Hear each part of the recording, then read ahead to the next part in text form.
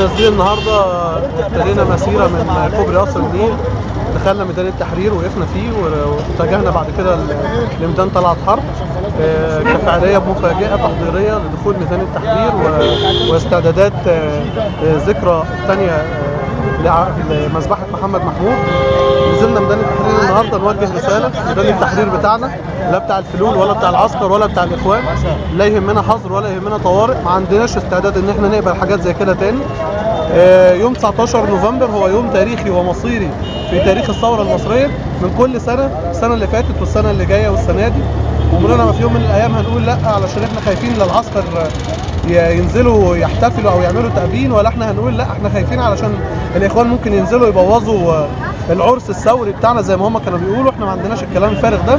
ميدان التحرير بتاعنا بتاع شهداء الثوره، هنقدر نحميه من فلول وعسكر واخوان، وده حصل قبل كده بدل مره 1000 مرة. هل تعتقد ان الذكرى الجايه لمحمد محمود هيحصل فيها اشتباكات؟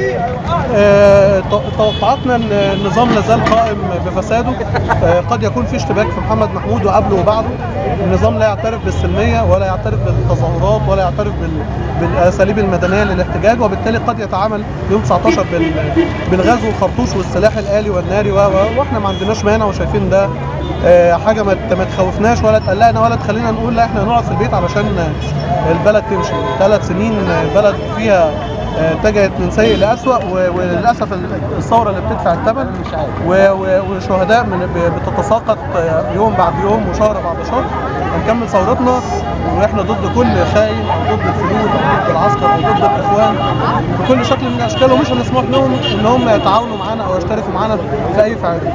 ايه الخطه اللي قدامكم اللي انتوا هتقدموها في يوم 19 في محمد محمود؟ هنجتمع يوم 19 فوق كوبري قصر النيل، مكان محكوم هنقدر نعرف مين اللي داخل واللي خارج.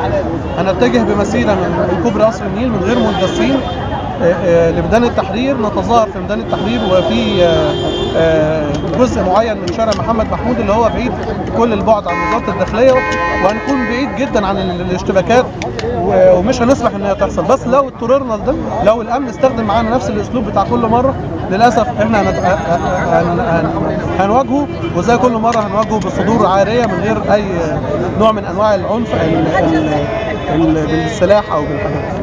شكرا. هو النهارده ليه بقى؟